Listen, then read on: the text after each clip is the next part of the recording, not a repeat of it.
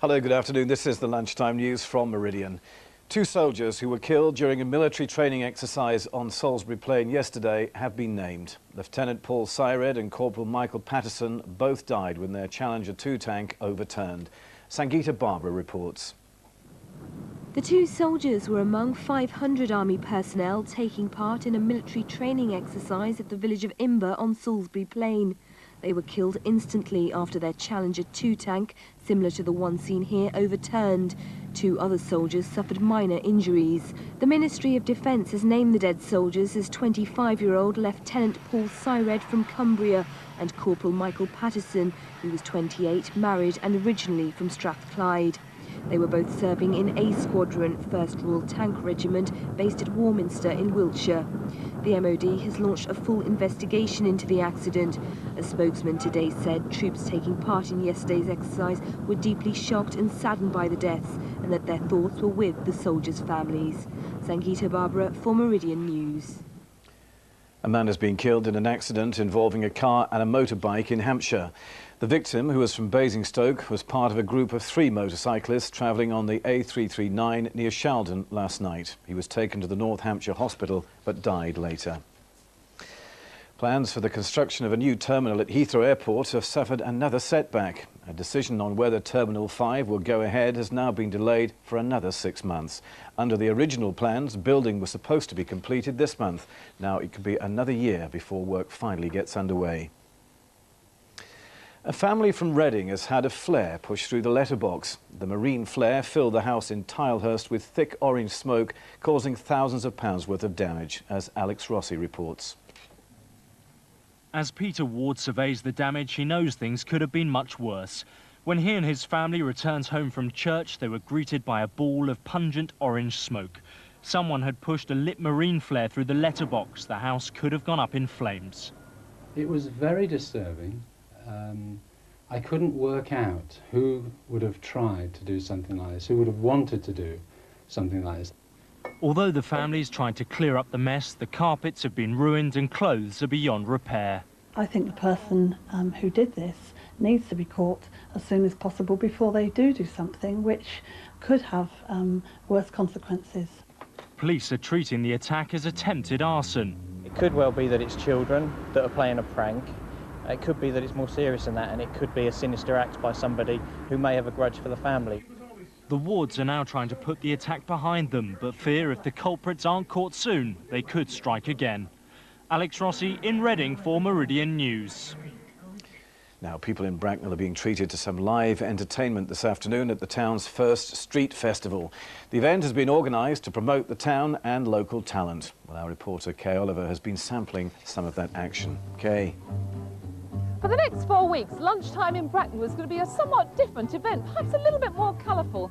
Street artists like Ian Crookshanks and his gypsy jazz. We've got By and By with their juicy tidbits of gossip. All right, lovely today. Looks lovely today, doesn't it? Makes like $1 million. Jacket. Yes, beautiful. Yeah. All green and crinkly. Yeah. Thanks for that, girls. And we've also got Graham Mountford. He's the Town Centre Development Manager. Graham, tell me, what's all this in aid of? Right, we have a 4-week programme called Street Life that's coming up starting today, every Thursday, Friday and Saturday, and we've got some of the cream of British street entertainers, theatre, art, drama, dance, music, you name it. What does it mean for the town centre? Well, it's a growing area in terms of getting people into the town, in terms of entertainers, and we've done various things in the past, events in the past, such as Bracknell Beach, which have brought people in. It's made them stay a lot longer and therefore spending more money, and created a wonderful atmosphere, and this event's designed to do exactly that. Well, let's hope this lovely atmosphere continues. We're handing back now. Thank you, Kay, very much indeed there in Bracknell. Moving on to sport, and in football, 16-year-old Sam Tillen from Newbury played the full 90 minutes for England's under-17s against Italy at Wigan last night. Sam, who plays for Chelsea's youth team, set up England's only goal of the game with this pass for Dorrell Profit to score. The home side went on to lose 2-1, but Tillen is expected to keep his place for Sunday's game against Brazil in the Tri-Nation tournament.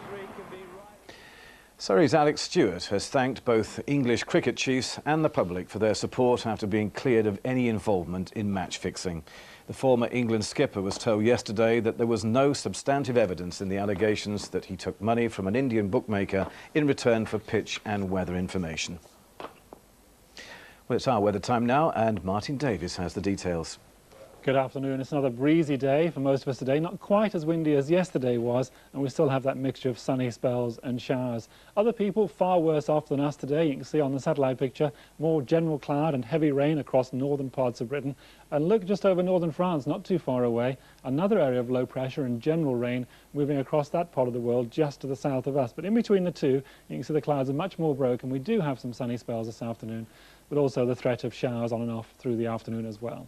In the sunshine, temperature's not too bad, up to around 19 or 20 at best, but the showers will be quite sharp, I think, today, one or two more around than we saw yesterday. And overnight tonight, most of them will die away. We might just see the odd one lingering in the west of the region as temperatures fall back to about 10 or 11.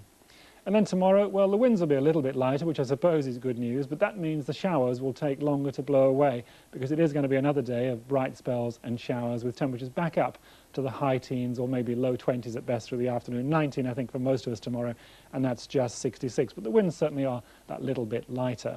Looking a little bit further ahead, we'll find Saturday another showery day. There's more general rain passing just to the south. Let's hope it stays just to the south and leaves us with a mixture of bright spells and showers again on Saturday. Martyn, thank you very much indeed for that. Just time to tell you what's coming up on Meridian tonight at 6.